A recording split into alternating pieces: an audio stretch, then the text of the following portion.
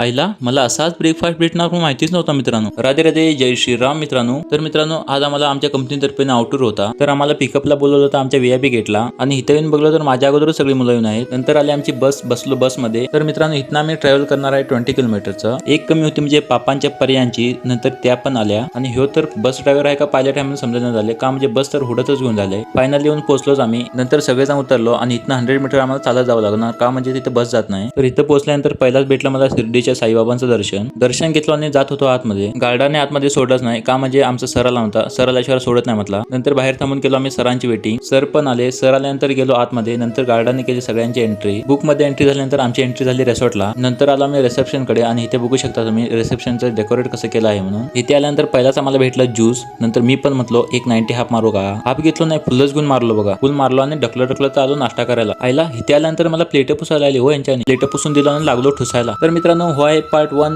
तर भेटू पार्ट 2 मध्ये. राधे राधे.